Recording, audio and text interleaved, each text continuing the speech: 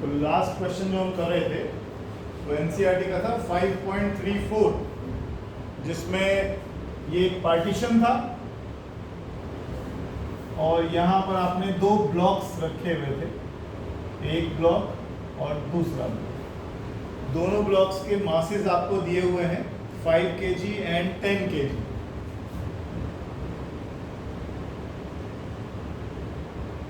ये 5 kg का box है और ये 10 kg का है। ये ब्लॉक ए, ये ब्लॉक बी, और इस पर फोर्स लगाई थी हमने और यहाँ फ्रिक्शन कितना था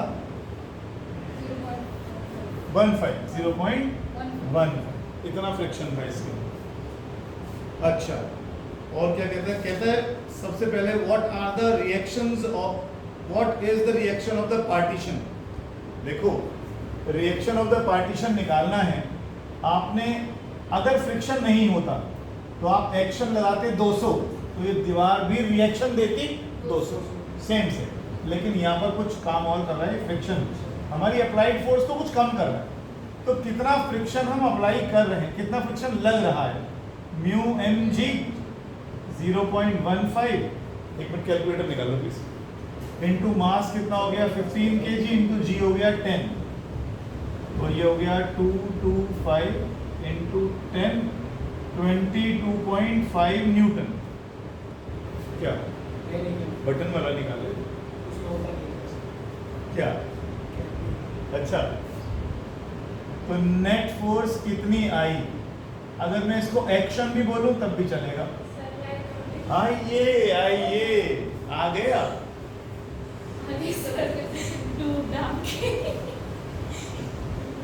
पैर अगर गंदे हो गए हैं तो धो सकते हैं, ठीक है। सिंसियर बच्चे तो ऐसे होते हैं, पानी की बोट लगाई बैठे हैं। तो तू क्यों आई फिर आज? बेटा रिस्क ना लिया था, बिल्कुल सेहत सबसे पहले होती है हर चीज में। बाकी रिकॉर्डिंग तो मिली जाएगी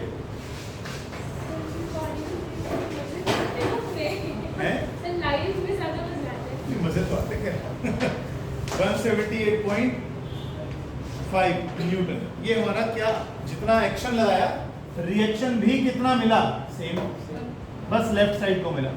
तो 178.5 न्यूटन का रिएक्शन भी हमें मिल गया। पहला क्वेश्चन तो यही था, रिएक्शन पार्टीशन कितना दे रहा है। कमाल हो गया, आज तो वॉरियर्स आ रहे हैं लड़के। कैसे आए? पहले बाइक से आ रहा था, हाँ। तो घर के आगे पानी नहीं था, मेन रोड में निकला यहाँ तक पानी, सर मेरे को गाड़ी वाला उड़ा के चला गया पूरा। फिर पापा को बोला पापा छोड़ के आए हैं। सेक्टर 10 में तो वैसे भी हालत खराब चल रहा है। सर मेन रोड है, उसमें यहाँ पे इस तक पानी है। अच्छा, गाड़ी में भी मुश्किल आया, गाड़ी नहीं चल रही। चलो कोई नहीं। चलिए चलिए करते हैं, टाइम नहीं खराब करते, इतनी मेहनत करके तुम लोग आए। अब पहला क्वेश्चन है what is the reaction by the partition. तो एक्शन लगा 200, फ्रिक्शन था पीछे की तरफ कितना 22.5, तो नेट फोर्स जो आप अप्लाई कर पाए वो 78.5 हो गया। तो रिएक्शन 177. अरे वाह, आज तो कमाल हो गया भाई बच्चों, इतने मेहनती बच्चे। पापा छोड़ के गए खुद ही, क्या बात, सारे झांसी की रानी हो। चलिए करिए करिए, रिएक्शन निकला है। अब ये कहता है एक्शन रिएक्शन फोर्सेस निकालिए ए और बी के बीच में। अगर मैं ए की बात करता हूं तो देखो ए पर फोर्सेस कौन कौन सी लगी, इधर से लगी ए पर 200 न्यूटन लग गई, पीछे को लग रही होगी फ्रिक्शन ए पर, और ए ने बी पर फोर्स लगाई होगी और बी ने, तो force on A due to B, ये हमने ए पर लगने वाली सारी फोर्सेस दिखा दी। अब बी पर आइए, बी पर आइए, बी पर लगने वाली फोर्स कौन सी है बताइए, आप बताइए। इधर से force on B due to A, इधर को लग गया फ्रिक्शन ऑन बी, और इधर से क्या लग रहा है, दीवार का रिएक्शन। ठीक, बताइए जरा एफ ए बी और एफ बी ए का वैल्यू कितना आएगा, दोनों में से एक सही आएगा, कोशिश करिए निकालने।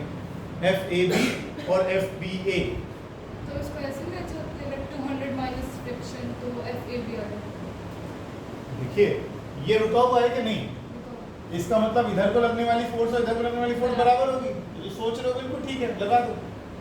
इधर इक्वेशन क्या बनेगी, 200 minus F minus F A B is equal to 0। या ऐसे कर लो, इधर वाली फोर्स और इधर वाली फोर्स बराबर करो, इक्विलिब्रियम में। इधर को भी ऐसे कर दो, निकालो फटाफट आंसर। 192.5 किसका, force on A due to B 192.5। हाँ ठीक है, ठीक है, निकालो। अरे जल्दी से दो, बारिश भी आज खतरनाक वाली।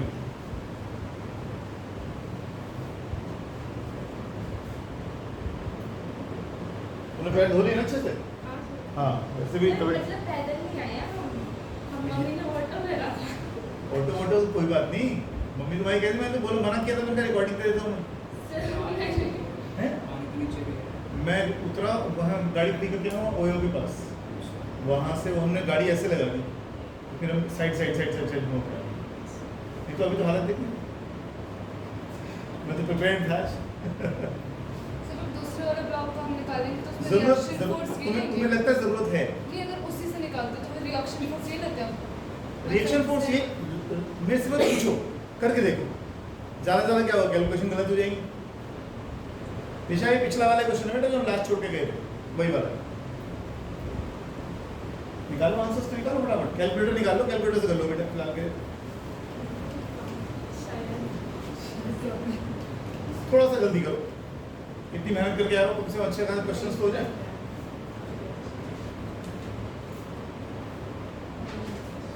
कितना आया, 192.5, बिल्कुल ठीक है। कौन सी क्वेश्चन लगाई, ऊपर वाली नीचे वाली, इस वाले में डाल दिया। ए का फ्रिक्शन कैसे निकाला, 192.5 यार। न्यू कितना है 0.15, मास कितना है ए का 5 kg, जी कितना है 10, 7.5 न्यूटन है, ठीक है ना। तो अगर आप इसी में डाल देते हैं 200 is equal to 7.5 plus F A B, तो force on A due to B कितना आ गया 192.5 न्यूटन। उससे भी और जितना सेम आना चाहिए, सेम आ गया, चेक कर लिया, ठीक है। समझ रहे बात को, जितना ए ने बी पर फोर्स लगाया उतना ही बी ने ए पे लगाया हुआ, यहाँ तक तो बात कोई दिक्कत थी नहीं। अब दूसरे पार्ट में कुछ चीजें हैं, ये कहता है पार्टीशन हटा लिया गया। अब कहता है पार्टीशन हटा दिया, माने सामने की दीवार हटा दी। जब आप सामने की दीवार हटाई दी तो वो कहता है क्या बताइए, क्या एक्शन रिएक्शन फोर्स पर फर्क पड़ेगा। अब ऑब्वियसली बॉडी चलेगी, क्यों चलेगी, आप देखो इसको ना, इतना भी प्रैक्टिकली सोच सकते हो, कोई बड़ी बात नहीं। यहाँ दीवार थी पहले पीछे, आपने यहाँ से दबाया, अगर मैं किसी आदमी को यहाँ खड़ा कर दूं बीच में तो भिज जाएगा कि नहीं, वो भिजेगा ना पूरी तरह से, तो उसकी जान चुकेगी यहाँ पर। अब अगर यहाँ से दीवार हटा दूं और फिर से वही काम करूं तो अब की बात शायद उसको कम दबाव महसूस होगा। ये तो मैं मतलब बिल्कुल रफ तरीके से बता रहा हूँ, अदरवाइज निकालना तो वही है ना। ये आदमी झेल क्या रहा है, ये एक्शन रिएक्शन फोर्स ही तो झेल रहा है। पहले दीवार थी तो ना ये हिल रहा था, और इधर से आप दबाने में लगे हुए तो उसको तो बिछ रहा था बुरी तरीके से।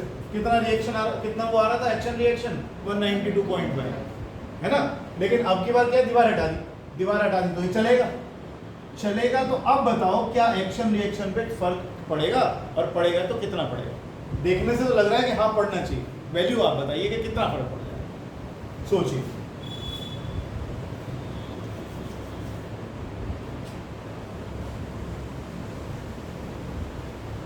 देखिए बॉडी चलेगी नहीं चलेगी पहले बताओ, चलिए कैसे पता चलेगी, हैं दीवार हटा दी तो चलेगी कंफर्म है, ये क्या बात है। अब आपने बोला 200 न्यूटन का तो आपने फोर्स लगाया है और फ्रिक्शन है 22.5, तो कंफर्म पे चलेगी, है ना, बिल्कुल चलेगी।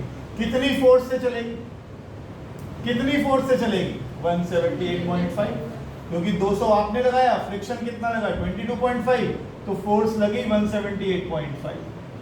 कितने मास पर लग गई वो फोर्स, 15 किलोग्राम पर, तो क्या बॉडी एक्सेलरेट करेगी? क्यों नहीं करेगी? फोर्स कितना?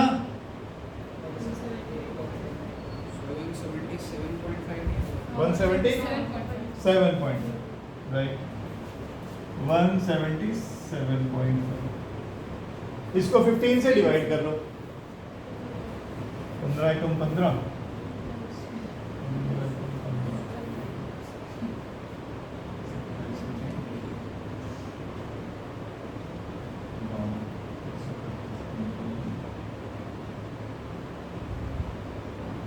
11.8 समथिंग एक्सेलरेशन आ रहा है, 86 लिखा हुआ, ठीक है। 11.86 मीटर पर सेकंड स्क्वायर के एक्सेलरेशन से वो बॉडी चले। अब आपको क्या करना है? फिर से सिद्धार्थ, फिर से देख, अब ए को पकड़ ले दोबारा से। ए पर बी ऐसे रिएक्शन दे रहा हो, आपने ऐसे धक्का मारा हो तो रिएक्शन मिल रहा होगा। इधर से ए पर कितनी फोर्स लगा रहे हो? ए पर फ्रिक्शन कितना था? निकाल चुके पहले आप, कहाँ गया? 7.5। ये 7.5। क्या अब ये बॉडी चल रही है? हाँ चल रही है, इधर की तरफ चल रही है। इसका मतलब आपकी नेट फोर्स किधर को है? उधर को। तो 200 में से अगर हम ये फोर्स माइनस करें, ये फोर्स माइनस करें, तो that should equal to net force. That should be equal to net force. Mass कितना है इस बॉडी का? 5 kg। एक्सेलरेशन कितना है? 11.86। देखिए सब कुछ हो चुका है और आपका FAB निकल आएगा। कैलकुलेट करिए, FAB आपका निकल आएगा।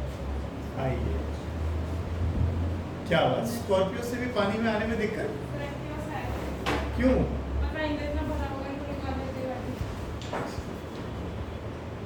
बारिश में तुमने देखा नहीं, इसका मतलब इंटेंसिटी आज खतरनाक थी।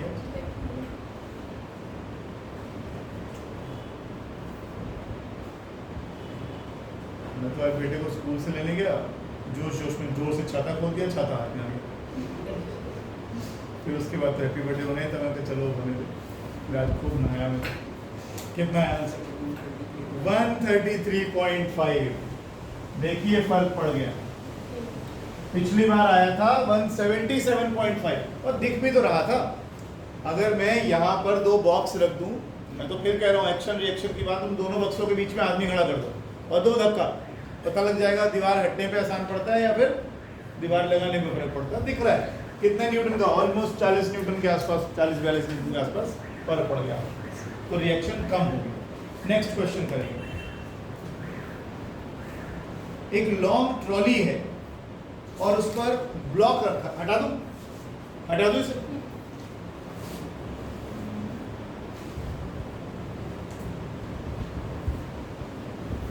एक सिर्फ कीवर्ड्स लिख लो। एक लॉन्ग ट्रॉली है और उसके ऊपर 15 kg का ब्लॉक रखा हुआ है। एक लॉन्ग ट्रॉली है, उस पर 15 kg का ब्लॉक रखा हुआ है। 15 kg का ब्लॉक हमने उस पर रख दिया। अब ये कहता है coefficient of friction between the block and the trolley is 0.18। यहाँ पर जो कोफिशिएंट ऑफ फ्रिक्शन है वो 0.18 है। और ये जो ट्रॉली है ना, ट्रॉली जिस पर ये रखा हुआ है,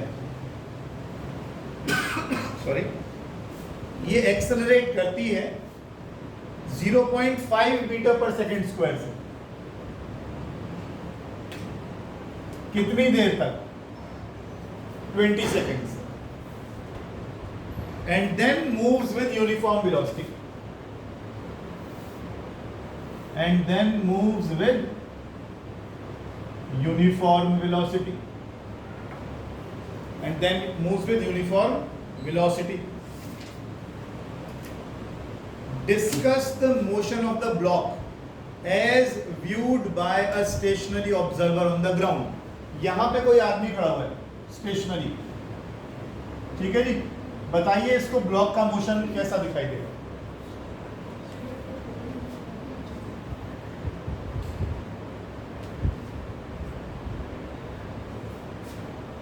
पीछे की तरफ पीछे। ऐसे नहीं बता, अगर पीछे भी जा रहा है तो कितने एक्सेलरेशन से जा रहा है। अगर पीछे भी जाएगा तो कितने एक्सेलरेशन जाएगा। सिद्धार्थ बाबू, हम बस में 9th में पढ़ते थे ना कि बस अचानक चल पड़ी तो रिएक्शन किधर को मिलेगा, पीछे को, तो बॉडी पीछे को जाएगी। तो आपने अगर बॉडी को इसको एक्सेलरेट कराया इधर की तरफ, तो इस पर भी एक्सेलरेशन लगेगा इधर की तरफ, कितना, मीटर पर सेकंड स्क्वायर। क्या सीधा ऐसा कर देना चाहिए, या ये नहीं चेक करना चाहिए, क्या पता है ब्लॉक चले ही ना, क्या पता फ्रिक्शन ज्यादा हो, बॉडी पर लगने वाली फोर्स कम हो और फ्रिक्शन ज्यादा हो तो बॉडी चले ही ना, ऐसा भी हो सकता है। तो चेक तो कर लेना चाहिए पहले, क्या पता फ्रिक्शन ही ज्यादा हो।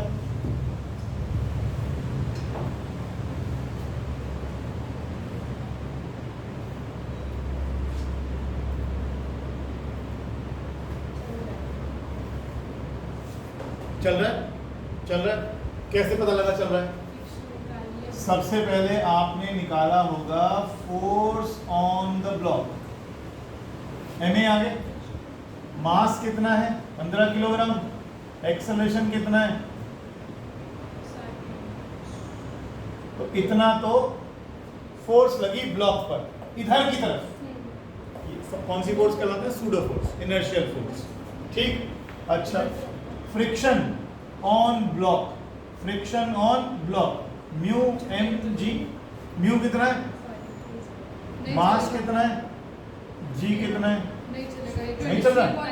चलो देख लेते हैं, 15 × 120, 0, 12, 15, 15 और 12, 27, तो 27। तो देखिए फ्रिक्शन ब्लॉक पर ज्यादा है और फोर्स ब्लॉक पर लगी केवल 7.5। इसका मतलब block will not move backward due to inertial force. Inertial force के कारण ये ब्लॉक पीछे की तरफ नहीं जाएगा। सवाल तो ये था ही, सवाल तो ये था कि यहां पर ये जो बच्चा खड़ा हुआ है इसको ये ब्लॉक कहां चलता दिखाई देगा। जैसे ब्लॉक, जैसे ट्रॉली जाएगी वैसे दिखाई देगा, जैसे ट्रॉली जाएगी वैसे दिखाई देगा। शुरू में पहले 20 सेकंड तक तो क्या दिखाई देगा, पहले 20 सेकंड तक तो ट्रॉली के साथ एक्सेलरेट करता हुआ दिखाई देगा। उसके बाद वाले में थोड़ा सा नजर डालना, उसके बाद वाले में थोड़ा नजर डालना, उसके बाद तो फोर्स भी नहीं है।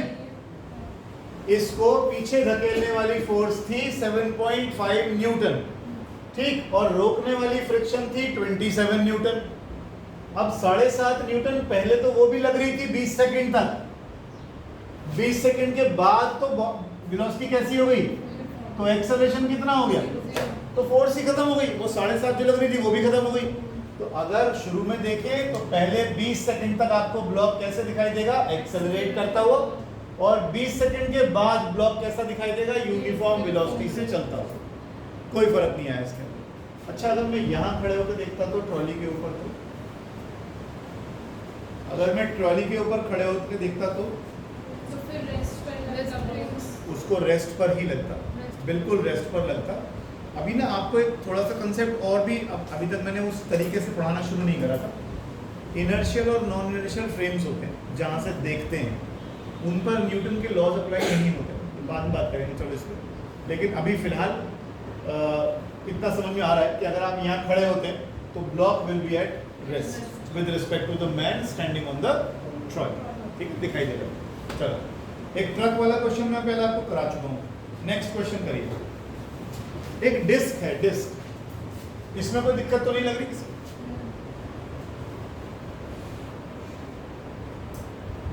सेंट्रीपिटल फोर्स का फॉर्मूला याद है? और अगर एंगुलर वेलोसिटी दे रखी हो तो सेंट्रीपिटल एक्सेलरेशन का फॉर्मूला होता है mv²/r, और v किसके बराबर होता है? अगर कोई बॉडी सर्कुलर मोशन में घूम रही है तो इसकी लीनियर वेलोसिटी को आप डिनोट करते हो v से, इसकी एंगुलर वेलोसिटी को डिनोट करते हो ओमेगा से। ओमेगा क्या होता है? θ/t। थीटा माने एंगुलर डिस्प्लेसमेंट, ये है linear displacement, linear displacement upon time, linear speed. Angular displacement upon time, angular speed. Angle किस में, जो स्पीड है वो किस में आ जाएगी, डिस्प्लेसमेंट किस में आ जाएगा, एंगल में। तो angle upon time, angular displacement upon time, linear displacement upon time. और इनमें रिलेशन क्या होता है, ये। ठीक है। अब कहता है डिस्क है हमारे पास जो रिवॉल्व कर रही है 100/3।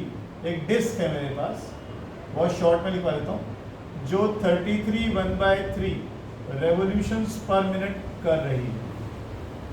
ये डिस्क है हमारे पास और इसका रेडियस है 15 सेंटीमीटर।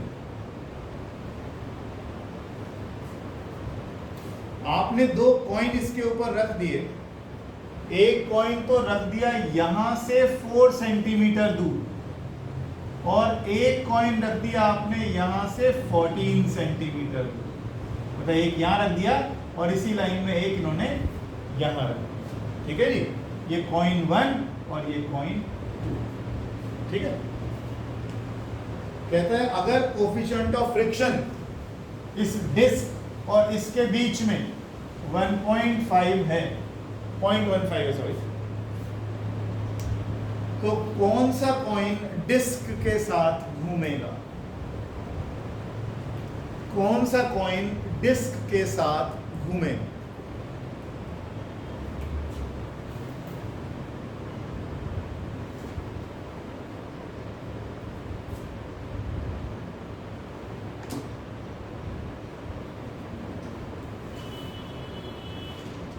चलो छोड़ो, फ्रिक्शन को 0 कर दो, अब बोलो कौन सा घूमेगा।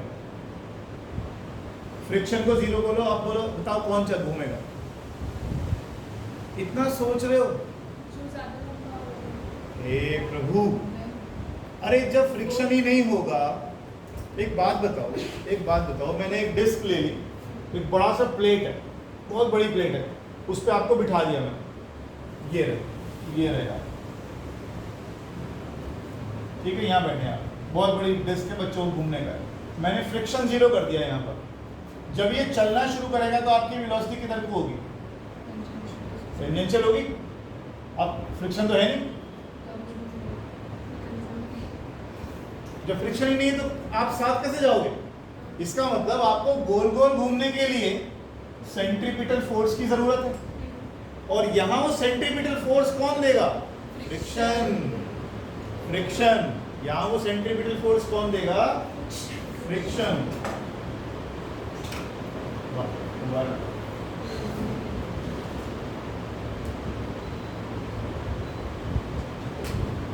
समझ नहीं बात। अगर आप हल्का सा भी चले और फ्रिक्शन नहीं तो बाहर निकल गया, आप तो कैसे घूमोगे। लेकिन आपको तो जहां 4 सेंटीमीटर बैठे हो वहां आपको साथ साथ घूमते रहना। तो यहां पर आपको सेंट्रीपिटल फोर्स कौन देगा, फ्रिक्शन। मतलब आपका फ्रिक्शन सेंट्रीपिटल फोर्स के कम से कम बराबर या उससे ज्यादा ही होना चाहिए। लिखो जरा, एक लाइन लिखवा देता हूं। The coin will revolve with the disc.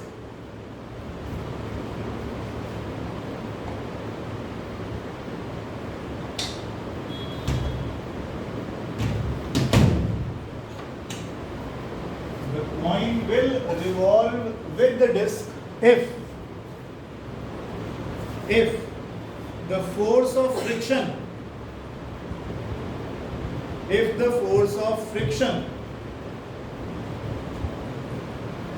is enough to provide centripetal force.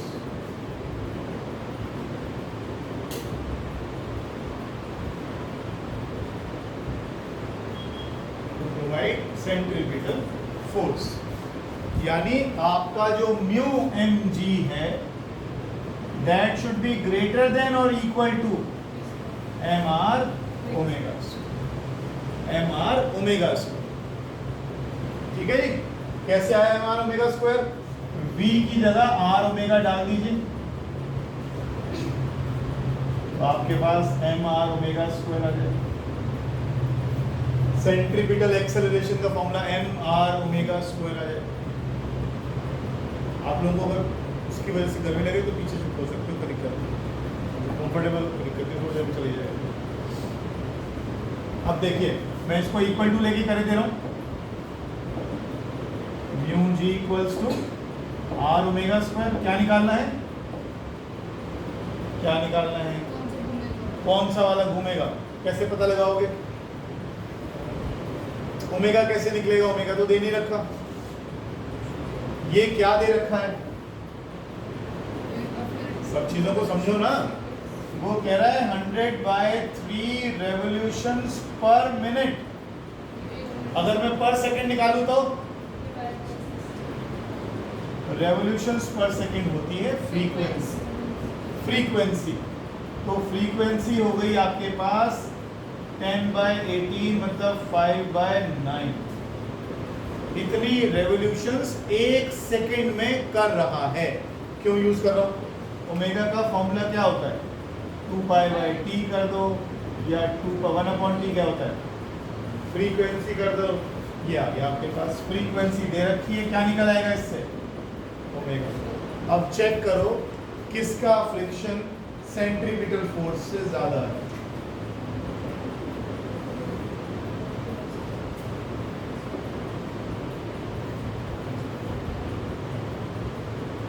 नहीं समझना है, दोबारा नहीं, शक्ल मत बनाओ इसको। आपने बोला फ्रिक्शन इससे ज्यादा या कम से कम बराबर तो होना चाहिए। यहां से आप एक काम करें, आर निकाल लें, ये आपको मिनिमम मिल जाएगा। कम से कम कहां तक मैं रख सकता हूं इसको, ये वो आर मिल जाएगा जहां तक अगर मैं पॉइंट को रखूं तो वो टिका रहेगा। ये वही तो रेडियस आएगा, ये वही तो रेडियस आएगा। उन आर को छोड़ो, कहां दिया आपको, ये वही तो रेडियस आएगा जहां तक मैं अगर रखता हूं। दोबारा डाउट लग रहा है तुम लोग, शक्लें बना रहे बुरी। क्या बोल रहे हो आप, सेंट्रीपिटल फोर्स ज्यादा होनी चाहिए, कम होनी चाहिए किससे, ऐसा बोल रहा हूं, क्या बोल रहा हूं, फ्रिक्शन ज्यादा होना चाहिए सेंट्रीपिटल फोर्स से। तो सेंट्रीपिटल फोर्स किस किस पर डिपेंड कर रही है, ये फिक्स्ड है, ये फिक्स्ड है। तो जो बदलने वाली चीज वो कौन सी है, ये 4 सेंटीमीटर वाला इस रेडियस में घूमेगा और 14 सेंटीमीटर वाला इस रेडियस में घूमेगा। तो आपको ये पता करना है कि ये वाली जो कंडीशन है किस आर तक, किस वैल्यू ऑफ आर तक काम करेगी, किस वैल्यू ऑफ आर तक काम करेगी। तो एक काम करो, आर निकालो, आर निकाल लो। आर कितना आएगा आपका, mu G by omega square. Mu कितना है आपका 0.15, जी कितना है 10 ले लेते हैं, ओमेगा हमने निकाला नहीं ना, 2π फ्रीक्वेंसी, इसका square 4π square F square. Pi square तो अप्रोक्सीमेटली 10 ले रहा हूँ, pi square is approximately 10। Frequency कितनी है 100/3, इसका स्क्वायर। ये सारी वैल्यू उठाइए, यहाँ डाल दीजिए। तो ये आ गया 4 × 10 × 100 × 100 × 9। ठीक है,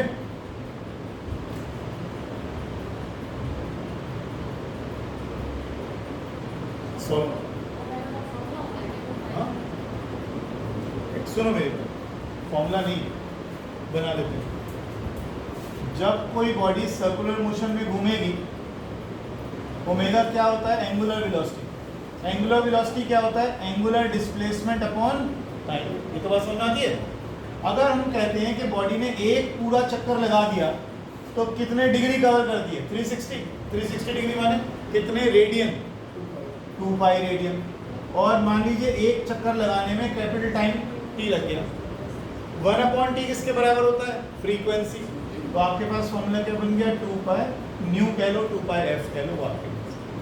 ठीक है, लिख लेना भाई। ये वैल्यू आ रही है आपकी r की वैल्यू 12 सेंटीमीटर। नहीं, बड़ी इसलिए आ रही होगी, अभी मीटर में भी तो करना है आपको इसको। ये आएगा आपका मीटर में आंसर, मैंने सेंटीमीटर में भी तो कवर किया है।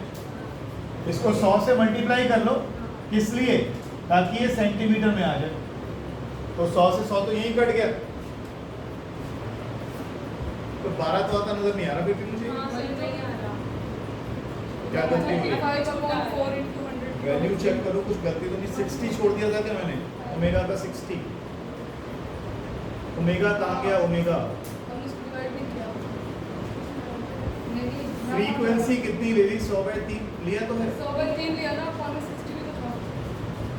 सेकंड्स में बनाया था ना उसको। अरे हाँ, वो 60 रह गया ना, वो कहाँ गया? मैंने कर तो दिया था, मैंने हटा क्यों दिया है? अच्छा, कोई बात नहीं, कोई बात नहीं। फ्रीक्वेंसी हो गई हमारे पास, सॉरी, हाँ ठीक कह रहे हो। फ्रीक्वेंसी की वैल्यू आ गई 100/3 इंटू 60 रेवोल्यूशंस पर सेकेंड। ये गलती हो गई, ये 60 ऊपर जाना चाहिए, इंटू 60 इंटू 60। यहाँ मैंने कर दिया था, वो मैंने हटा दिया उसको, ठीक है। अब देखो ये रेडियस आया 12, इसका मतलब क्या है? जो भी कॉइन 12 सेंटीमीटर के अंदर अंदर रखा होगा वो तो डिस्क के साथ घूमेगा, लेकिन जो 14 सेंटीमीटर पर रखा हुआ है वो बाहर निकल जाएगा, इसके साथ नहीं घूम पाएगा। कैलकुलेट करके देखो। हाँ, कंफर्म हो जाएगा ना एक बार कि हम ठीक करेंगे। ठीक ही है, वैसे कोई दिक्कत नहीं।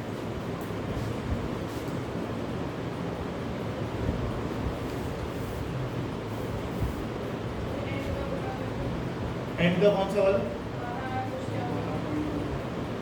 हाँ, वो जी उसने 9.8 ले रखा है इसलिए ऐसा।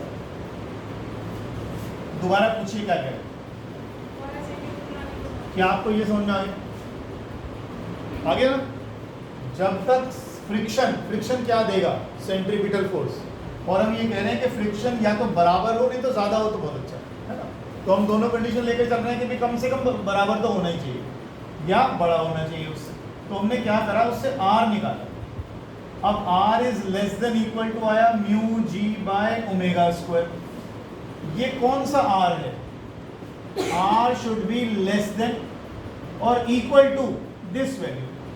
अब ये जब मैंने सॉल्व किया तो ये वैल्यू आई 12 सेंटीमीटर। इसका मतलब है 12 सेंटीमीटर तक, सेंटर से 12 सेंटीमीटर 12 सेंटीमीटर तक तो कुछ भी रख दो, कोई भी कॉइन रख दो, वो इसके साथ साथ घूमेगा। लेकिन अगर मैं बाहर आ गया, जैसा कि 14 सेंटीमीटर पे रखा हुआ था, तो वो r का वैल्यू 12 से ज़्यादा हो गया। होना कैसा चाहिए? कम होना चाहिए 12 से, या ज़्यादा से ज़्यादा बराबर हो, है ना। तो 12 तक तो कोई दिक्कत नहीं है, लेकिन 12 के बाद अगर मैं बाहर निकलूंगा तो ये कंडीशन सेटिस्फाई नहीं होगी, ठीक है। उस केस में सेंट्रीपिटल फोर्स ज़्यादा हो जाएगी r बढ़ने की वजह से, फ्रिक्शन से, तो बॉडी इसके साथ घूम नहीं पाएगी, बाहर निकल। सोच लो आराम से, कोई दिक्कत लग रहा है फिर पूछो।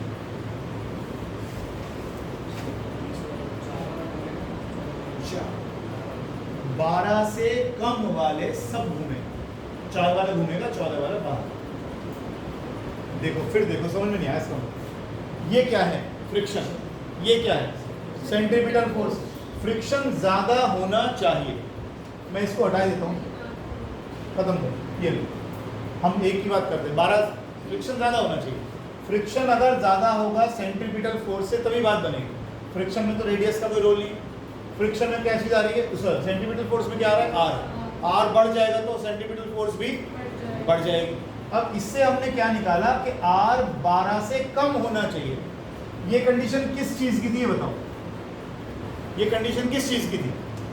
ये कंडीशन इस चीज की थी कि कौन सा सिक्का घूमेगा, कब घूमेगा। तो हमने कहा फ्रिक्शन ज्यादा करो, सेंट्रीपिटल फोर्स कम करो तो घूमेगा। तो हमने इससे r निकाला कि r भाई कम से कम 12 होना चाहिए, वो सॉरी 12 से कम होना चाहिए, कम से कम नहीं, गलत बोला मैंने।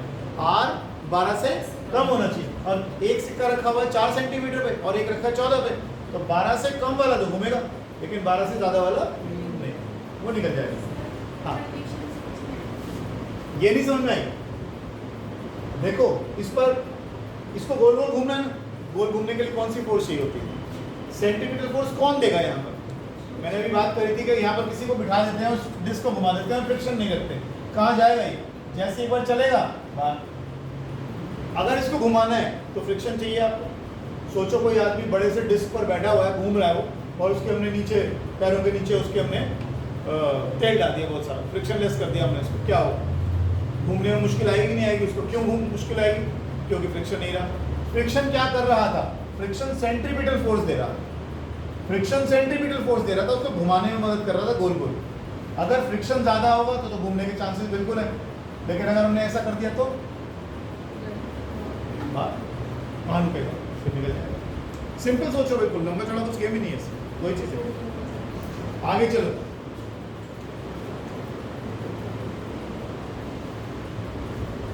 कह रहा है आपने सर्कस में वो देखा होगा डेथ बेल, डेथ बेल देखा है? हाँ, मौत का कुआं।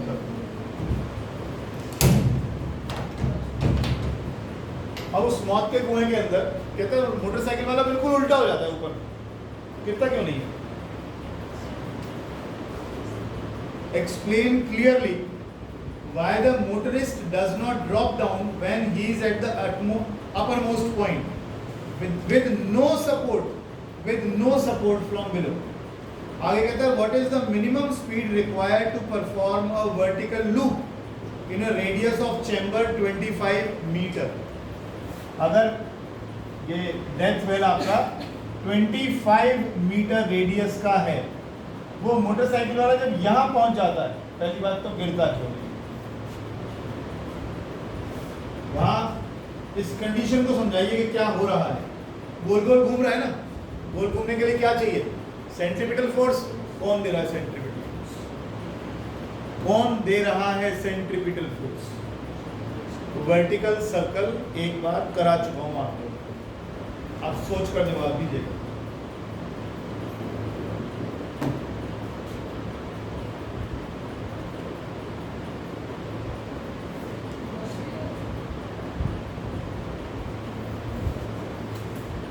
चलिए, जब ये सबसे ऊपर होगा, चलो फोर्सेस तो लगाओ, छोड़ दो, फोर्सेस लगाओ।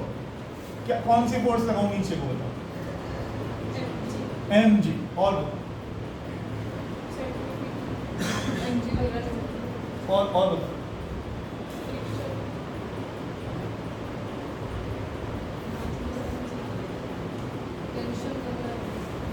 लाइट क्यों बंद कर दी?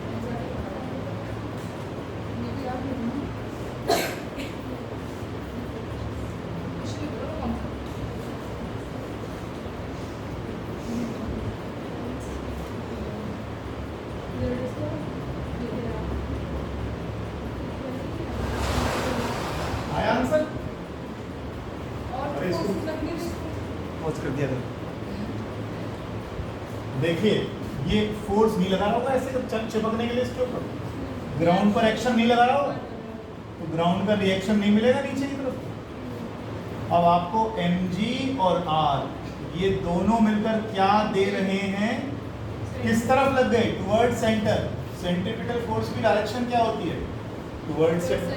तो सेंटर की तरफ लगने वाली दो फोर्स आपको मिल गई, mg और r, ये दोनों मिलकर क्या दे रहे हैं आपको? Necessary centripetal force. दूसरा सवाल इसने ये पूछा कि अगर इसको मिनिमम स्पीड कितनी होनी चाहिए, अब उसके लिए आपको वर्टिकल सर्कल वाले केस याद होने चाहिए। हमने यहाँ पर लिखा था मिनिमम स्पीड होती थी यहाँ पर और यहाँ पर √5r। ये हम पहले वाले लेक्चर्स में कर चुके हैं, वर्टिकल सर्कल वाला केस। √5rg वो मिनिमम वेलोसिटी है जिससे अगर हम किसी बॉडी को फेंकें तो ये एक चक्कर पूरा लगा लेगा।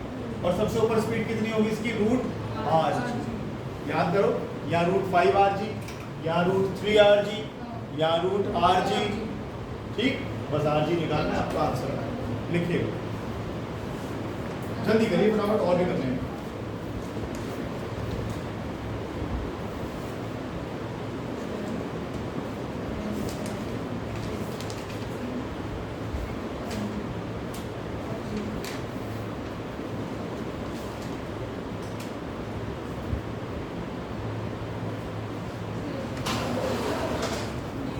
हमारे सारे शेर आए, आइए, क्योंकि उसको सेंट्रीपिटल फोर्स गोल गोल घूमने के लिए कौन देगा, mg प्लस आर। रुका हुआ नहीं है ना वो, अगर रुका हुआ होता तो ऊपर से गिर पड़ेगा। उस दिन हमने बात भी करी थी पहले। हाँ चाहिए, रख लो। एक क्वेश्चन और लेंगे, कोई नहीं कर जाना। एक ये क्वेश्चन है 5.27, अभी एनसीईआरटी चल रही है, पुरानी खरीद लो ज़्यादा अच्छी है, नहीं तो मैं भेज दूंगा, खरीदने की जरूरत नहीं। एक हेलीकॉप्टर है जिसका मास है 1000 kg, कैसे है ये?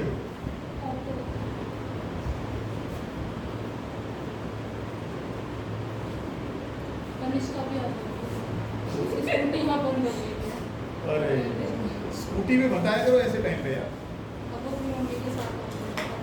देखो ऐसा है, अब तो रिकॉर्डिंग कर ही रहा हूँ, रिस्क ना लिया करो, क्योंकि देख ही रहे हो कितना अच्छा माहौल है बाहर।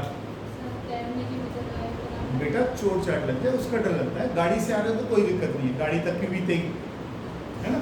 थोड़ा रिस्क मत लिया करो, इतना कोई आफत नहीं आ रही। एक दिन की क्लास में पहले भी तो शादी में अटेंड करने गए थे, अच्छा बीमार हो गई थी, एक दिन और छूट जाओ। सबसे पहले अपने जीवन के बारे में सोचा करो, अपने बारे में सोचा करो, फिर सोचा करो आगे कुछ। चलो एक हेलीकॉप्टर है 1000 kg का, और ये ऊपर की तरफ जा रहा है 15 मीटर पर सेकंड स्क्वायर से।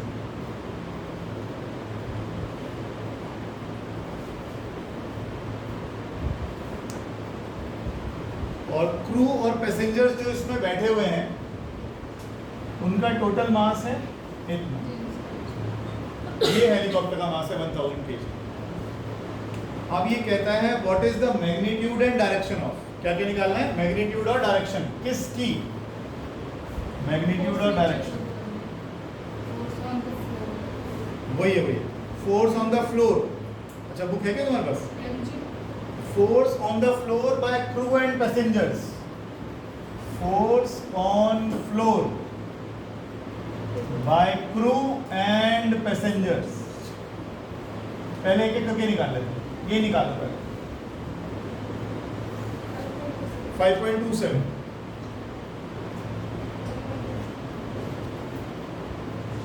अगर हेलीकॉप्टर खड़ा हुआ होता, रुका हुआ होता, या यूनिफॉर्म वेलोसिटी से ऊपर या नीचे जा रहा होता, तो तुम्हारा आंसर बिल्कुल ठीक था कि जो उनका वेट है वही आंसर।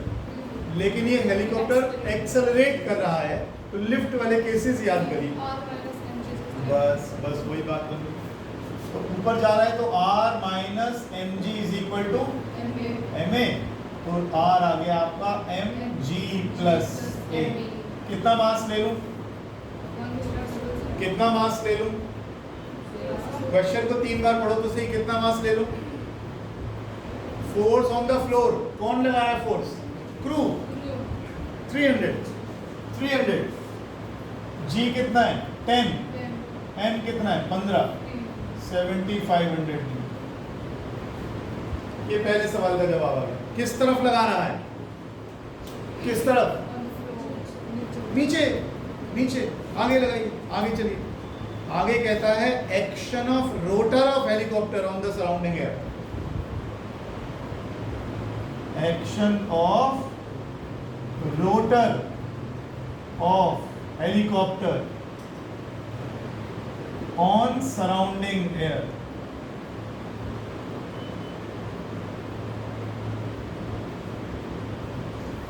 हेलीकॉप्टर उड़ता ही कैसे? एक्शन लगाता है एयर के ऊपर तो रिएक्शन मिलता है, ऊपर की तरफ तो ऊपर चला जाता है। तो बताइए उसका जो हेलीकॉप्टर का ऊपर का रोटर लगा हुआ है, फैन लगा हुआ है, पंखा लगा हुआ है, वो हवा को कितना एक्शन लगा रहा है बताइए।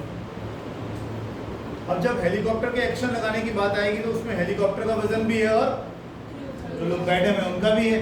तो इस बार कितना मास उठाना है ऊपर? 1300 kg। बताइए आंसर निकालिए। मुझे मालूम नहीं कैसे करते हैं, आप बताइए।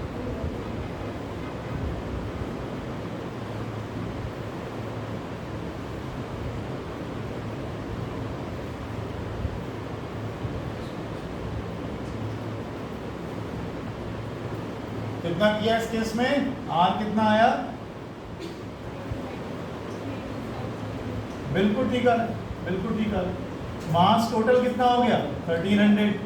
जी 10, एक्सेलरेशन 15, तो ये आ गया 25 इंटू 1300 है बच्चे। टोटल माने रोटर ऊपर से पंखा लगा रहता है डॉक्टर। इसकी भी डायरेक्शन नहीं बताई आपने। ये भी वर्टिकली डाउनवर्ड्स। लास्ट आया force on the helicopter due to surrounding air.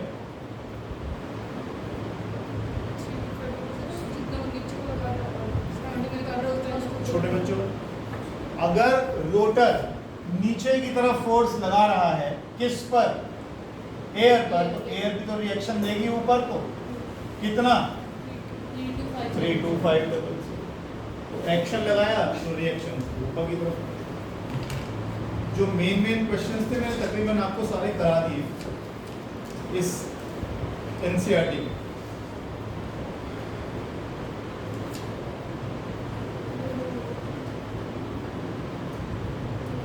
एक क्वेश्चन लिखा है इसमें, explain why a horse can not pull a cart and run in empty space. खाली जगह, स्पेस में क्यों नहीं भाग सकता? घोड़ा समझ लो हवा में क्यों नहीं भाग सकता? एम्प्टी स्पेस में तो हवा भी नहीं होती है। चलो उड़ा दिया ले गए ऊपर। बस बात खत्म हो गई। सिंपल क्वेश्चन पूछ रहा है वो, भाई ग्राउंड तो है ही नहीं, एक्शन किस पे लगाएगा, रिएक्शन किस पे मिलेगा? कुछ भी नहीं है हमारे पास। ठीक है, चलो ये तो क्या छोटे बच्चों वाला क्वेश्चन करते रहना बैठे। मेरे ख्याल से हमारे सारे क्वेश्चन सब हो गए हैं।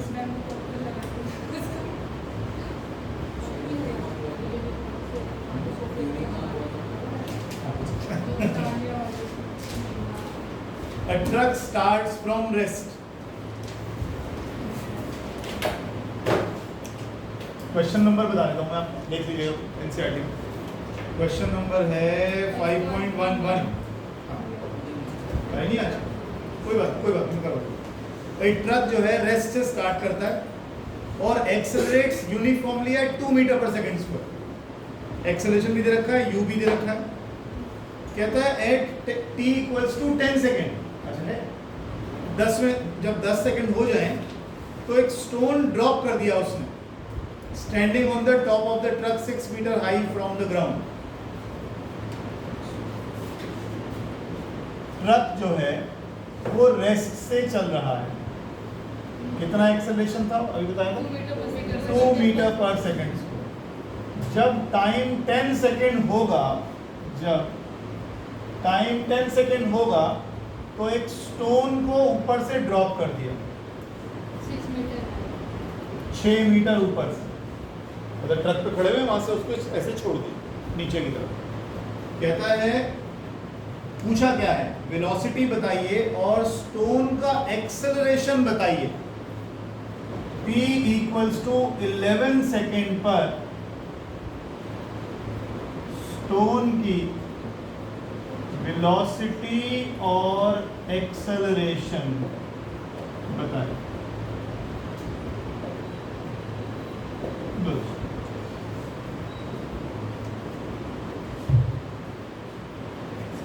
you need to find the velocity and acceleration of the stone at time equals to 11 seconds. देखिए उस दिन हमने एक क्वेश्चन किया था, वो पता नहीं ध्यान नहीं आ रहा मुझे। हाँ 3-4 पार्ट थे उसके। ट्रेन में से बैठ के हमने कई चीजें फेंकी थी, करा था ना। ट्रेन एक्सेलरेट कर रही है, ट्रेन कांस्टेंट वेलोसिटी चल रही है। सभी केसेस में चाहे आपने स्टोन फेंक दिया, चाहे स्टोन ड्रॉप कर दिया, चाहे ट्रेन एक्सेलरेट कर रही है, चाहे कांस्टेंट वेलोसिटी चल रही है, कुछ भी हो रहा है, जैसे ही पत्थर आपके हाथ से छूटा उस पर एक ही एक्सेलरेशन काम करेगा, एक्सेलरेशन ड्यू टू ग्रेविटी, और वो नीचे को लगेगा। तो 11वें सेकंड में जो उसने बोला है t इक्वल्स टू 11 सेकंड पर एक्सेलरेशन बताओ, तो उसमें तो हमें कोई डाउट ही नहीं है, एक्सेलरेशन तो 9.8 ही होगा और नीचे की तरफ ही होगा, वेलोसिटी रहेगी, वेलोसिटी रहेगी, वेलोसिटी कैसे, क्या उसके पास एक ही वेलोसिटी है? क्या ट्रक चल नहीं रहा था? अगर ट्रक चल रहा था तो इधर की तरफ उसकी वेलोसिटी नहीं होगी कुछ, और नीचे की तरफ क्या रहा होगा, एक्सेलरेशन ड्यू टू ग्रेविटी, वो 1 सेकंड तक ऐसे गिरा होगा। तो आपको ये दोनों वेलोसिटीज चेक करनी है, फिर आंसर बताओ, करिए, कोशिश करिए, कोशिश करिए, पूरा कर देते हैं, बता दें। 10वें सेकंड में छोड़ दिया, 1 सेकंड तक नीचे गिरा, अगर 1 सेकंड तक नीचे गिरा तो डाउनवर्ड डायरेक्शन में इनिशियल वेलोसिटी कितनी है, डाउनवर्ड वर्टिकल मोशन में, जिसे हम बोलते हैं पैराबोलिक पाथ की तरफ। तो ये हमारे पास आ गया u0, g का वैल्यू अगर मैं 10 मीटर पर सेकंड स्क्वायर ले रहा हूँ, इसका मतलब क्या है, 1 सेकंड में वेलोसिटी कितनी हो जाएगी, वही हो जाएगी ना, 1 सेकंड में वेलोसिटी कितनी हो जाएगी, और अगर 1 सेकंड और गिरने देता तो वेलोसिटी कितनी हो जाती, लेकिन यहाँ तो 1 सेकंड की बात है, तो यहाँ तो वेलोसिटी कितनी हो गई, ऐसा कुछ नहीं है, आप ये कर लें, लेकिन समझाने की बात, तो ये आ गई वेलोसिटी 10 मीटर पर सेकंड, तो डाउनवर्ड डायरेक्शन में वेलोसिटी कितनी है, और जब आपने इसको यूं फेंका था तो उस टाइम ट्रक की वेलोसिटी कितनी थी, ट्रक की वेलोसिटी आपने निकाली 20 मीटर पर सेकंड, ये कहाँ से आई, u प्लस at लगा दो, ट्रक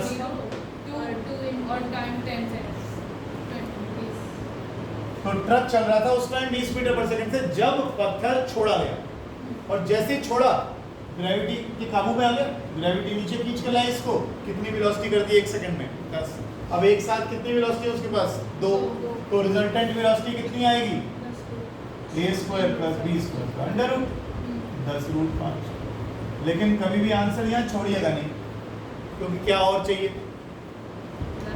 डायरेक्शन तो बताइए, वेलोसिटी की डायरेक्शन तो बताइए, तो डायरेक्शन बताने के लिए क्या करेंगे, यही तो है आपकी इन दोनों का रिजल्टेंट, इस एंगल को ले, ये कितना है 10, ये कितना है 20, tan थीटा कितना होगा, खत्म, गलत, कोई बात नहीं, आ तो गया, ठीक, अभी तो फिलहाल यही छोड़ना पड़ेगा, बाद में tan इनवर्स देखना सीख लेंगे, नहीं तो कहीं ना कहीं दे देगा वो आपको। नेक्स्ट क्वेश्चन देखिए, क्वेश्चन नंबर है 5.12 कहता है बॉब है जिसका मास है 0.1 kg और it is hanging from the ceiling of a room by 2 metre long string, speed of the bob at the mean position is 1 metre per second. अच्छा ये तो बताइए तो क्या क्वेश्चन,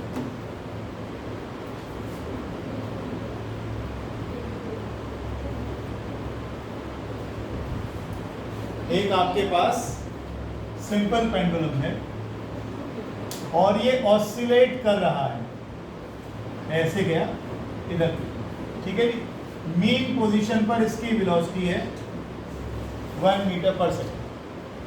2 क्वेश्चंस दिए पूछे इसने, कहता है अगर जब ये अपनी एक्सट्रीम पोजीशन पर होगा, ये कौन सी पोजीशन है,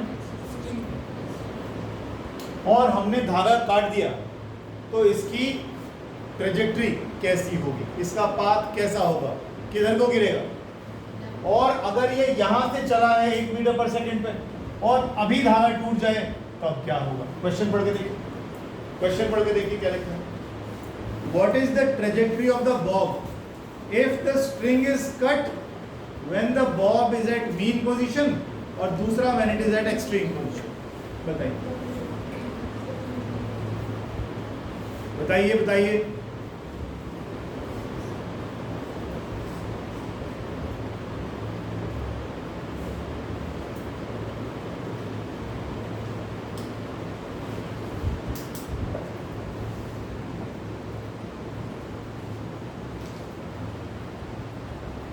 न्यूमेरिकल निकालने के चक्कर में रहते हो तो तुम्हारे साथ दिक्कत ये है, क्वेश्चन को पढ़ो 4 बार, जब वो एक्सट्रीम पोजीशन पर चला जाएगा तो रुकेगा कि नहीं रुकेगा? कोई velocity right side left side कहीं को कोई वेलोसिटी है? जब वो एक्सट्रीम पोजीशन पर होगा तो कोई वेलोसिटी है, चल रहा है? इस साइड कहाँ चल रहा है अभी? अरे नहीं, एक्सट्रीम पर पहुंचा ही है, जस्ट पहुंचा है। अगर बिल्कुल पहुंचा ही है तो ये मोमेंटरीली रेस्ट पर होगा। अगर रेस्ट पर होगा और मैंने तार तोड़ दिया है, नीचे डाउन इधर ले जाने वाली कोई फोर्स ही नहीं है, किधर गिरेगा? नीचे सीधा नीचे जाके गिरेगा, कुछ है ही नहीं। कौन आगे पीछे लेके जाएगा? कोई वेलोसिटी है? कोई नहीं है। इस केस को जब ये मीन पोजीशन पर टूट गया तब क्या होगा?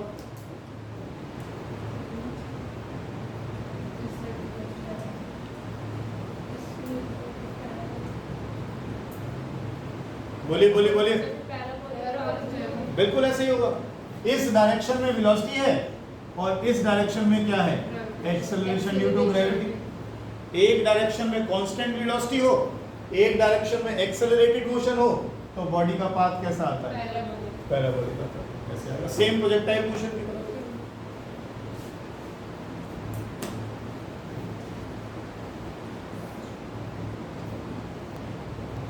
देखिए मैं क्वेश्चन पढ़ देता हूँ। 0.25 kg का स्टोन है, 0.25, और इसको हॉरिजॉन्टल सर्कल में हम ऐसे घुमा रहे हैं।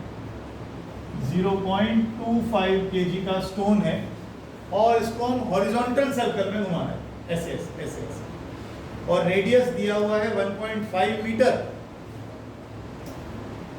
और ये पता नहीं क्या लिख रखा है, 40 रेवोल्यूशंस पर मिनट। क्या है?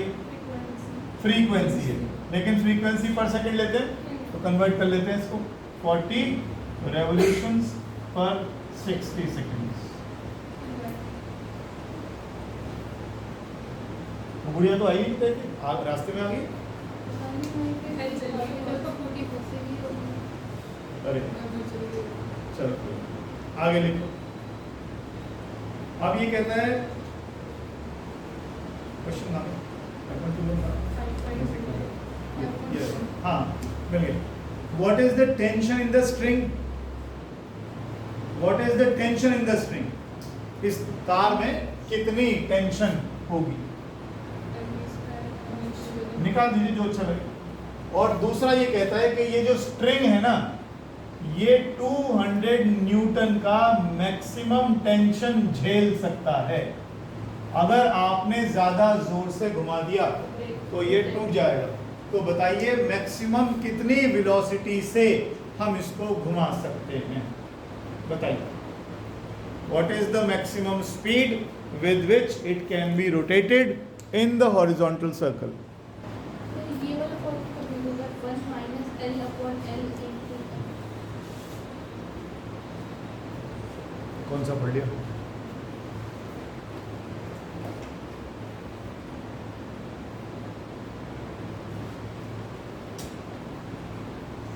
याद करो, हमने एक क्वेश्चन किया था, टेबल पर चेन रखी हुई थी और हमने चेन के एक हिस्से को खींचा, तो आपसे पूछा गया था कुछ दूरी पर, जैसे मान लीजिए ये टेबल है और इस पर ये चेन रखी हुई है और आपने इसको F4 से यहाँ खींचा, तो बताइए यहाँ से L डिस्टेंस दूर यहाँ कितनी टेंशन होगी? तब आपने एक क्वेश्चन। चलिए फिर इसको बताइए। आगे आप तो बस ये सारी चीजें हैं आपके पास, वैल्यू लग जाएगी 6.6 न्यूटन। आंसर आ रहा है 6.6 न्यूटन आ रहा है। सेकेंड पार्ट का जवाब नहीं दिया आपने।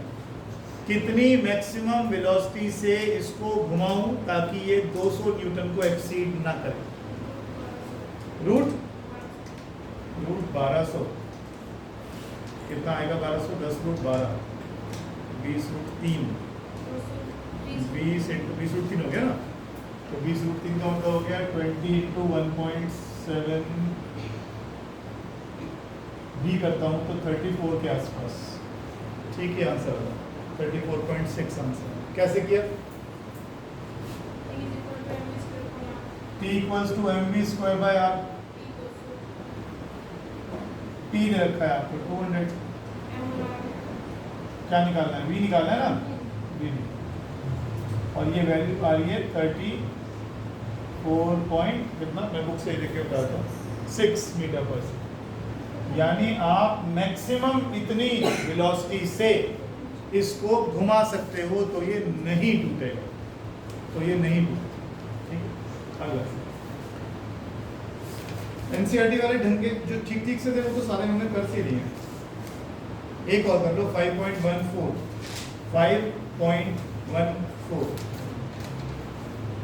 जिनके पास बुक नहीं मैं दे रहा हूं, मैं कर रहा हूं।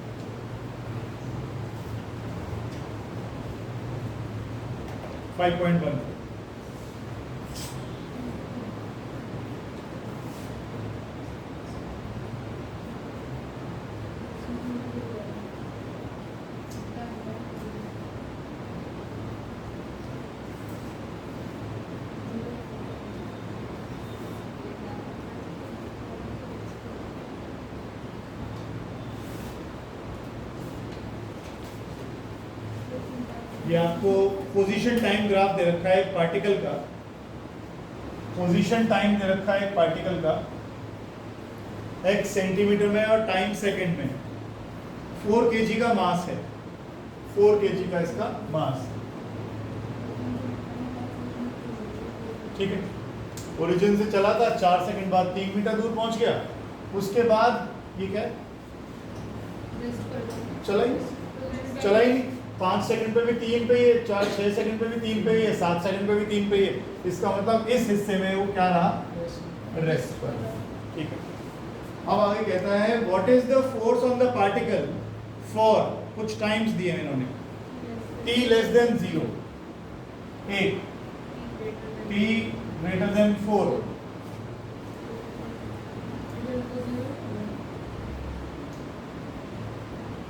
इन टाइम्स के लिए what is the force acting on the particle, what is the force acting on the particle। और भी पूछा है,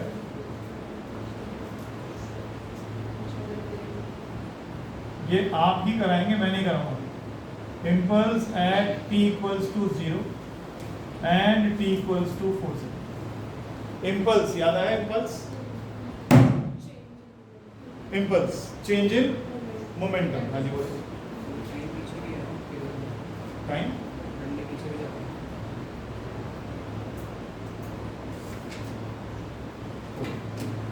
ये ग्राफ अभी और भी है, ऐसे ऐसे ऐसे।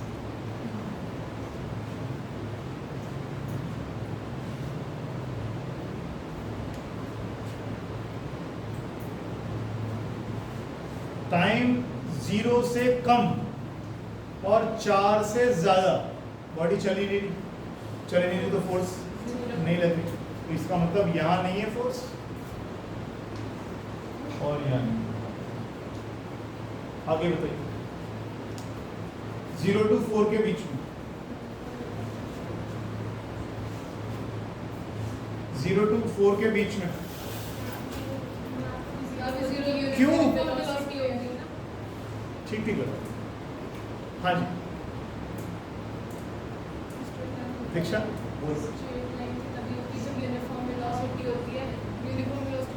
मुझे अगर कोई चीज़ समझ में नहीं आई तो पूछ दिया, चुपचाप ना बैठे रहा था। तेरा चेहरा देख के ना मुझे बहुत डर लगता है। मुझे नहीं समझ में आ रहा, मेरे पास 7 से 8 बैठ जा, शाम को बैठ जा, मैं तेरे को करा दूंगा, लेकिन तू चुप ना रहता बिल्कुल। हाँ जी, अब इसको देखना, ये शक्ति लड़की बैठी हो, समझ में नहीं आता ऐसे ऐसे करती है।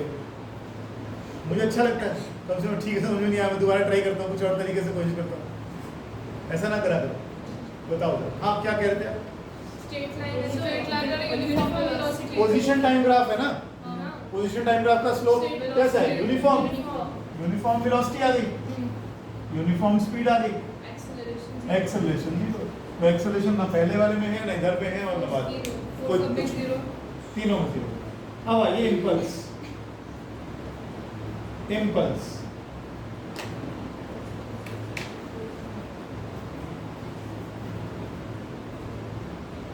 इम्पल्स इम्पल्स होता है चेंज इन मोमेंटम, और चेंज इन मोमेंटम पर सेकंड क्या होता है? फोर्स। चेंज इन मोमेंटम पर सेकंड क्या होता है? और सिर्फ change in momentum impulse.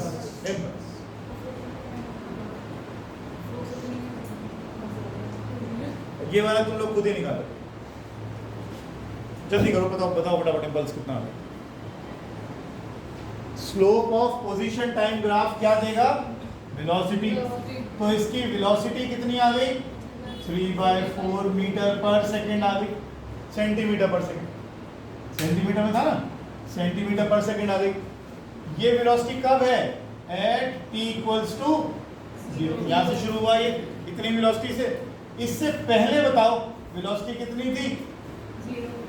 Impulse होता है चेंज इन मोमेंटम। मास कितना है बॉडी का? 4 kg। वेलोसिटी कितनी आ गई? इनिशियली कितनी थी? इम्पल्स कितनी आ गई? 3। क्या?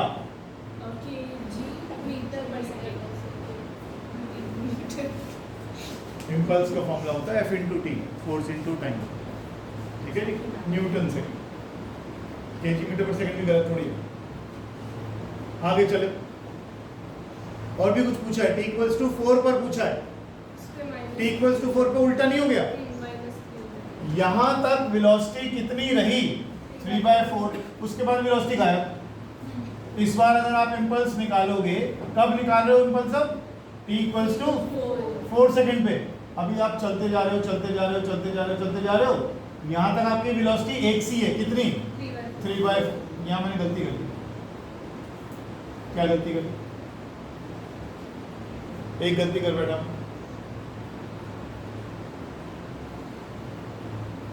एक गलती हो गई।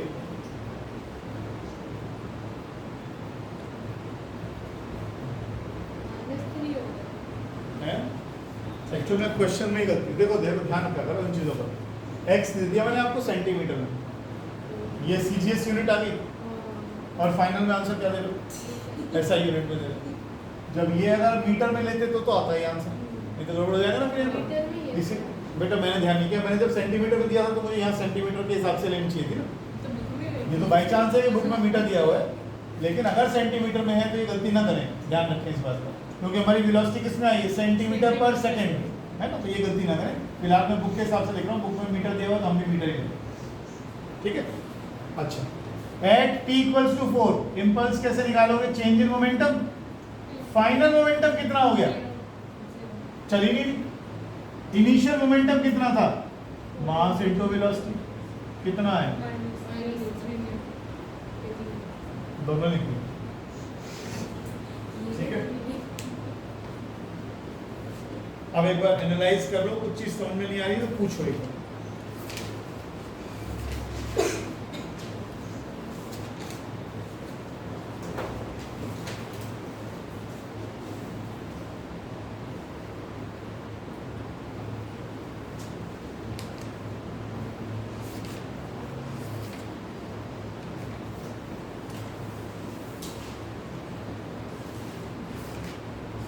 जो पार्ट समझ में नहीं आ रहा वो दोबारा पूछ लो, फिर मैं आगे चल रहा हूं, नहीं तो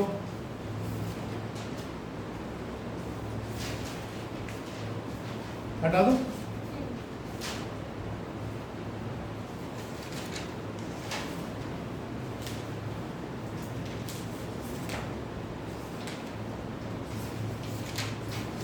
मेरे ख्याल से लॉज ऑफ मोशन वाला पार्ट आपके एनसीईआरटी का खत्म हो गया। अभी फर्स्ट पार्ट ही रखिएगा रोज लाने के लिए अपने पास। मोशन इन स्ट्रेट लाइन वाला पार्ट शुरू करेंगे, उसमें बहुत अच्छे अच्छे क्वेश्चंस हैं, खासतौर पर रिलेटिव वेलोसिटी के, वो करने हैं हमें और उसको छोड़ना नहीं है। मेरे ख्याल से इस बुक के तो आपके खत्म हो गए सारे। ये क्वेश्चन लिख लेना। A body of mass 10 kg is being acted upon by a force of 3t square, board पे लिख दिया मैंने,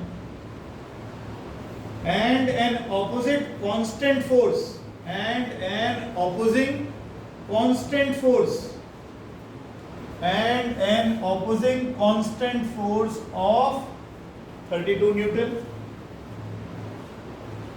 The initial speed is 10 meter per second. Find the velocity of body after 5 seconds.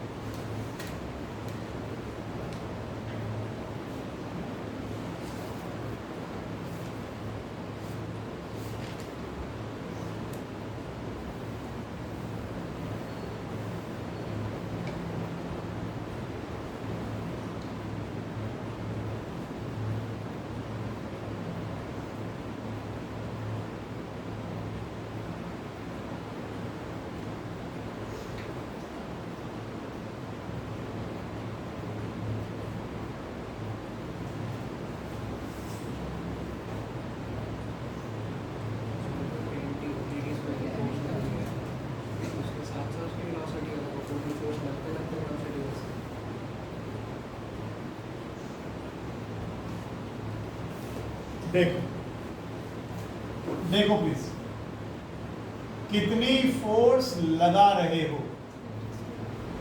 3t square minus 32. बेटा नहीं होने का रहने दे, मत ट्राई करो, करा नहीं ना पहले करो. अच्छा, अब मुझे ये बताइए फोर्स किसके बराबर होता है? फोर्स होता है ma. ठीक, फोर्स होता है ma. और एक्सेलरेशन क्या होता है? Change in velocity with time. इसके बराबर आ गया. ठीक है, मास तो आपका कांस्टेंट ही है, क्या बदल रही है? वेलोसिटी. ध्यान से रखना, अलग तरह का सवाल है बिल्कुल, पहली बार ही करा रहा हूं. इंटीग्रेशन अभी तक हमने किसी क्वेश्चन में यूज नहीं की, आज पहली बार करा. dt को इधर ले जाइए.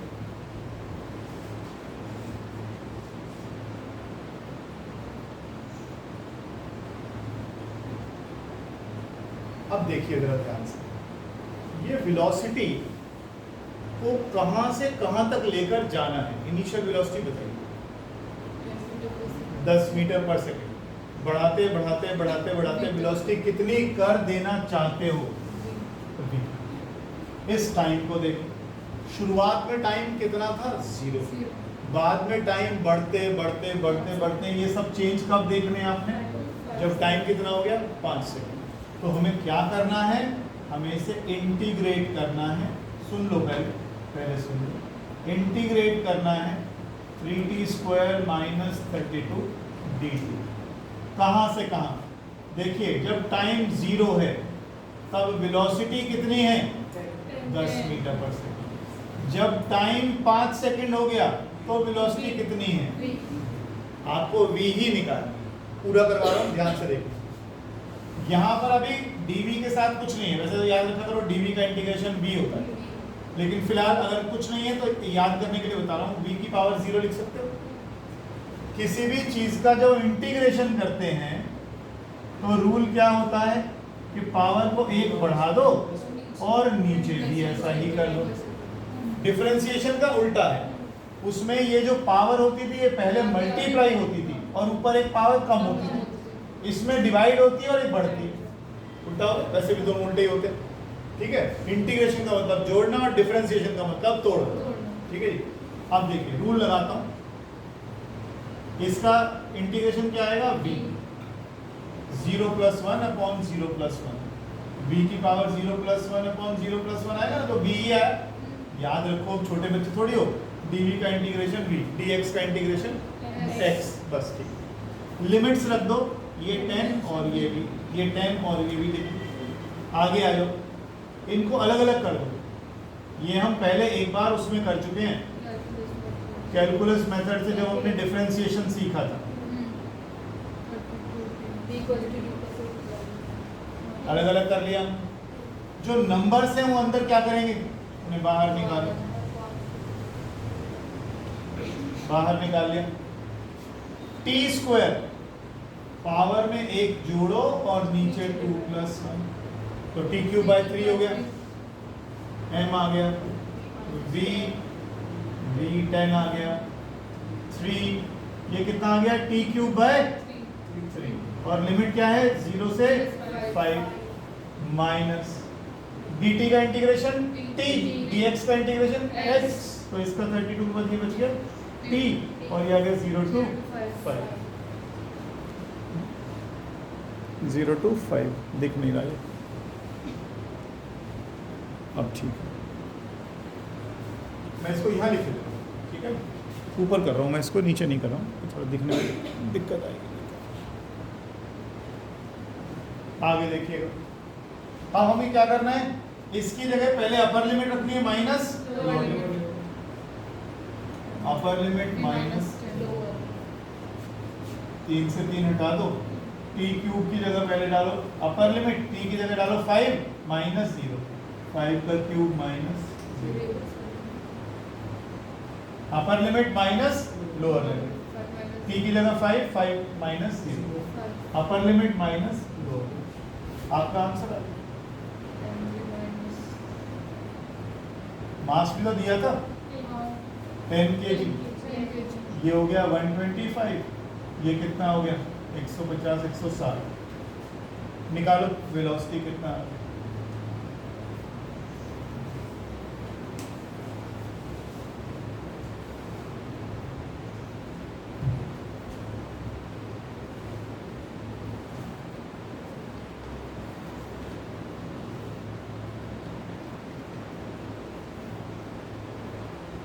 कितना 6 8 6.5 6.5 आ रहा सीधा सीधा, क्या गलती हुई हमसे 125 माइनस 60, कुछ गलती कर बैठे क्या है, गलती हो रही है,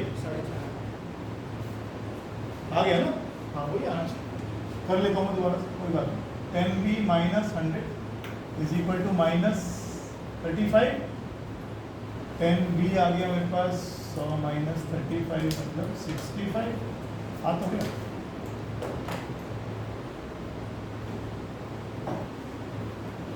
कोई बात नहीं, बीच बीच में थोड़े से इंजेक्शन भी लगने दिया करो, जब तक ढंग के क्वेश्चन करोगे नहीं मजा नहीं आएगा।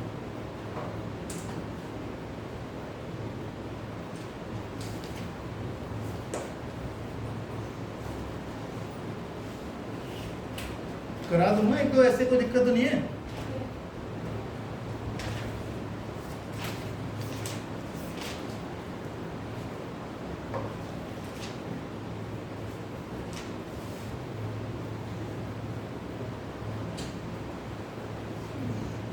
अगर ऐसा लगने लगे कि बहुत ज्यादा हो रहा है तो मुझे रोक लेना, थोड़ी देर रुक के फिर कर लेंगे।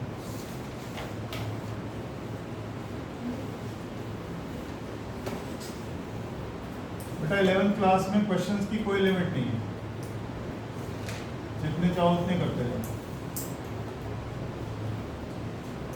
एक बुक भी कंप्लीट करनी भारी हो जाती है।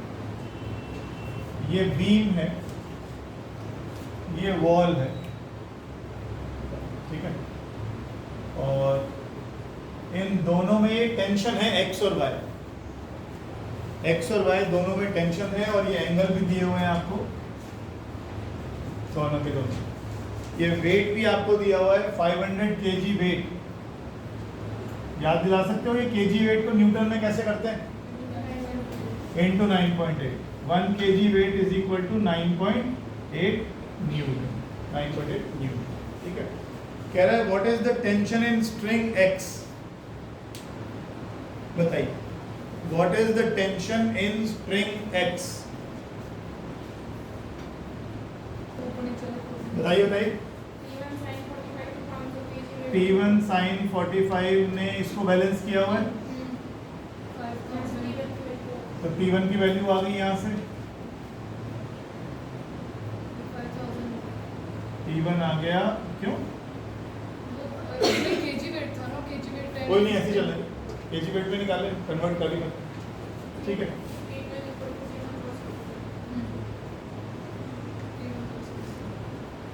वैल्यू डालने की जरूरत ही नहीं थी ना, है ना, जरूरत है नहीं। तो T1 की जगह डाल दिया आपने 500 बाय साइन 45 और ये हो गया cos 45, cos 45 साइन 45 का रेशियो हो गया 1045, 1045 कितना होता है 1, 500 kg है पास।